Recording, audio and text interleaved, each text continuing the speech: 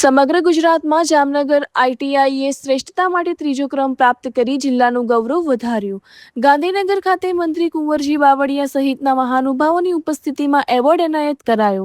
શૈક્ષણિક ગુણવત્તા, પ્લેસમેન્ટ અને સામાજિક પ્રવૃત્તિઓના 30 માપદંડોમાં જામનગર આઈટીઆઈએ 150માંથી 127 ગુણ મેળવ્યા.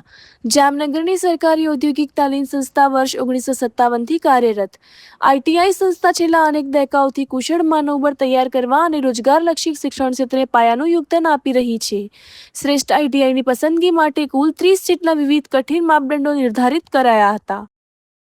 સંસ્થાની સફાઈ, તાલીમની ગુણવત્તા, on job training, affiliation, dual system of training અને તાલીમાર્થીઓના પાસ આઉટ રેશિયો જેવી બાબતોનો સમાવેશ.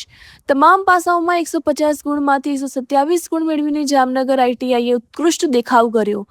આઈટીઆઈ જામનગરમાં હાલ આશરે 2000 જેટલા વિદ્યાર્થીઓ automobile, mechanical, electric, computer, chemical અને સિવિલ જેવા વિવિધ ટેકનિકલ ક્ષેત્રોમાં મેળવી રહ્યા છે તાલીમ. નમસ્કાર, જય હિન્દ. હું જે.આર. શાહ, આચાર્ય, આઈટીઆઈ જામનગર.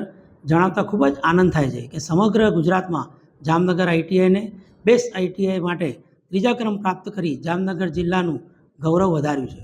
શૈક્ષણિક ગુણવત્તા, પ્લેસમેન્ટ અને સામાજિક પ્રવૃત્તિઓના 30 માપદંડોમાં જામનગર આઈટીઆઈ 150માંથી 127 ગુણ મેળવ્યા હતા. ઈસવીસન 1957થી આ સંસ્થા કાર્યરત હોય.